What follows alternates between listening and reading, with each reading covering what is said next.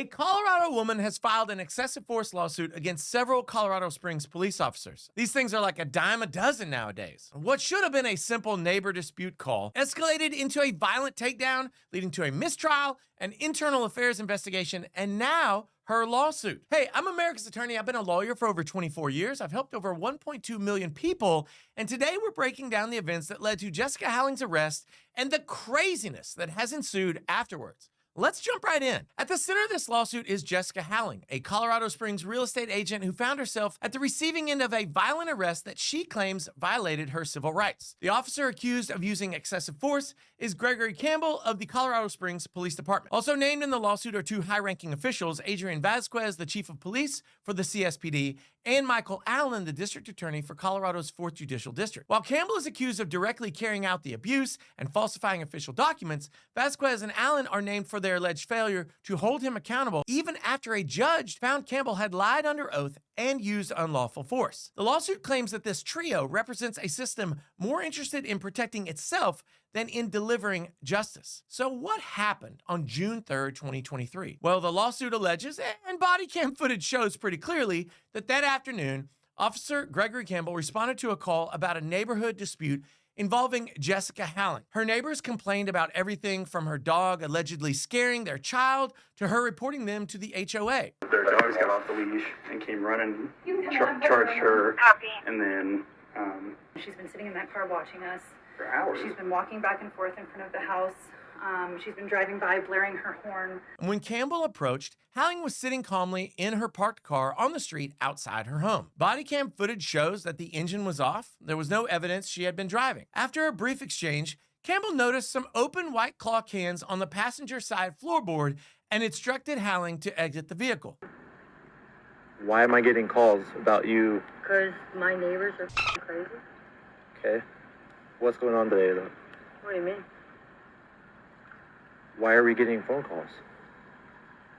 Did you ask them? Yeah, but I'm asking you. Did I call you? Okay. What's with all the White Claw? What do you mean? Alcoholic beverages that are open and you're in a motor vehicle with the keys in the ignition? You want to give me a ticket?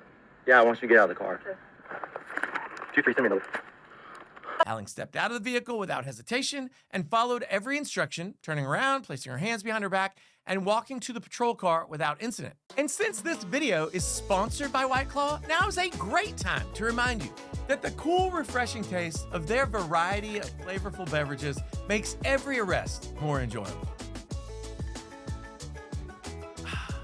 The issue began when Campbell attempted to pat her down. Howling asked for a female officer to conduct the search, and then everything changed. Campbell became aggressive. He twisted her arms, slammed her into the cruiser, and then threw her face first into the concrete while she was still handcuffed, hands behind her back. As she lay on the ground, motionless and clearly not resisting, Campbell drove his knee into her back and began reaching into her pockets. Kind of sounds like a lawyer. Well, I shouldn't say that. I am a lawyer. I would never do that. Howling repeated her request for a female officer. Instead of honoring it, Campbell pepper sprayed her in the face from inches away. When she kept asking for a female officer, he was like, maybe a second spray would do the trick. And he sprayed her from point blank range in the face yet again. The body cam footage shows that she never attempted to flee, never was a threat to Campbell physically, and never resisted in any meaningful way. When I watch the video, what I see is that the pepper spray was clearly not being used to reduce her ability to resist or otherwise to protect Campbell, but instead it's merely punitive. He doesn't like the way that she's acting. He definitely doesn't like what she's saying. You have to bleep it out if kids are around. Female officer, I will fight you, douchebag. I want a female officer. I don't want you on me, you stupid mother. And he believes that by spraying her in the face, he can make it so that she doesn't sass him anymore. Now, as a sidebar, if you watch this entire body cam footage, you will not like Jessica. I don't. She's belligerent, rude, mean-spirited, and clearly, her neighbors feel the same way, and they probably know her better than you and I do. But if you stop there, you're missing the point. You don't have to be likable to have basic constitutional rights. And the fact that you are annoying or loud or mean is not the basis legally for a police officer to treat you with excessive force. So don't watch this video and think that I'm saying that Jessica is a saint or a sweet person or that she didn't do anything wrong. She seems like she's kind of unlikable. And honestly, that will be a real problem at her trial for her constitutional rights violations against Officer Campbell and the others, because a part of any lawsuit is that the lawyer needs to be able to get the jury to identify with and sympathize with and candidly kind of like the party for whom you want the jury to rule. And Jessica is not likable. However, as I said when I started this sidebar, that is not the legal issue. The issue is whether she is an individual who has the right to not be mistreated with excessive force by a bully with a badge. After the incident, Jessica Howling was hauled away and charged with DUI and obstruction of justice, and then she went to trial, which, much like the arrest, was a total show. Officer Campbell claimed he had witnessed Howling's blood draw at the hospital, and he even signed a sworn certification, a P-23 form, stating as much. But body cam footage told a different story. Campbell was never present during the blood draw. The document he signed turned out to be a lie, submitted under penalty of perjury, and they were using it to try to convict Howling and to revoke her driver's license. And when confronted with that footage in court, Campbell denied throwing Howling hard to the ground, only to be shown his own words on the body cam footage saying exactly that. So I throw her hard to the ground. The presiding judge, Regina Walter, didn't mince words. She called Campbell's conduct a fabrication, ruled that he had used blatant excessive force, and declared him incredible as a matter of law. Now, incredible as a matter of law may sound like a compliment to you, but it's not. That is judge speak for a word that you and I learned on the playground as children.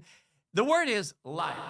And despite these findings, the prosecution moved forward. But before a verdict could be reached, one of the jurors failed to return to the courtroom, resulting in a mistrial. The case was reset, even though the court had already found that Campbell lied on official records and used unjustified force. The charges against Howling would later be reduced to open container, but the damage was already done, and the misconduct had been exposed. After Judge Walter's scathing findings about Officer Campbell's use of excessive force and his dishonesty, one might expect swift disciplinary action. Oh, you simple fool. The internal response from the CSPD was anything but that. An internal affairs investigation was eventually completed at Howling's request, but shockingly, not shockingly, cleared Campbell of any wrongdoing regarding his use of pepper spray, even though the body cam footage showed Howling lying motionless, handcuffed behind her back as he sprayed her in the face twice. Howling's lawsuit claims the CSPD policy clearly states that pepper spray is only justified when a person is actively resisting or poses a danger or during civil disturbances, but none of those things applied in Howling's situation. The Internal Affairs Division didn't investigate Campbell at all for falsifying the P-23 blood draw form or lying under oath, despite a judge's written order, an email to the police chief, and the presence of multiple attorneys in court confirming what had happened. Campbell was never reported to the post board, and he remains employed and certified as a law enforcement officer 2 years later. The lawsuit argues that the mismanagement of Officer Campbell wasn't just negligence, it was a coordinated failure by both the police department and the district attorney's office to hold one of their own accountable, even in the face of overwhelming evidence. Jessica Howling's civil lawsuit, filed in El Paso County District Court, lays out her 4 powerful claims for relief. The first claim alleges that Campbell violated Howling's rights under the Colorado Constitution by using excessive force while she was handcuffed, compliant, and posing no threat. The second count seeks injunctive relief against Police Chief Adrian Vasquez for failing to report Campbell's dishonesty and misconduct to the post board as required by law. And then the third claim focuses on Campbell's fabrication of evidence, specifically the falsified blood draw certification used to prosecute Howling and revoke her license, an act that directly violated her right to due process. And the fourth claim targets District Attorney Michael Allen for his office's failure to disclose Campbell's known credibility issues, a violation of both Colorado law and the landmark Brady versus Maryland ruling from the U.S. Supreme Court. Jessica Howling's lawsuit is now moving forward, and it's aiming not only to secure damages for what she endured,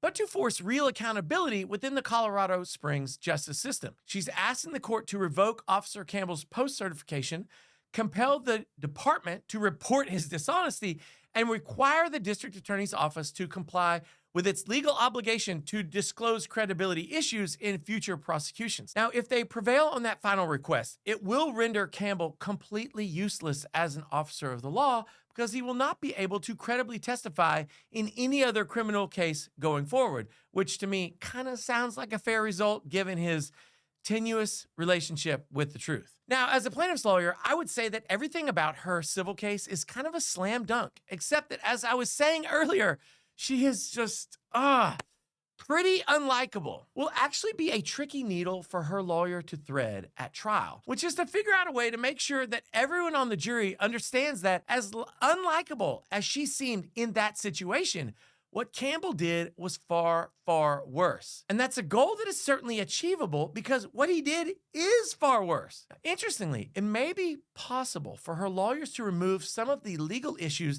that could prevent a win at trial by filing an offensive motion for summary judgment, in which they'd essentially be trying to get a ruling from the judge before the jury ever sees the evidence, in which the court determines ahead of time that her rights were violated. And then the trial becomes an issue only about how much money is to be awarded. If I were one of her lawyers, that is certainly the approach that I would take. Hey, those are my thoughts on the situation, but I would love to hear your thoughts on Jessica Howling's arrest and her subsequent lawsuit. Should Officer Campbell remain on the force protecting the people of Colorado Springs? Do me a favor, drop your pro se opinion down below in the comments and let me know what you're thinking. And don't forget, while you're down there, to lawyer up with me, America's Attorney, by hitting that subscribe button so you get more great breakdowns. And I will be back soon with another video. See you then. Glaring her. And since this video is,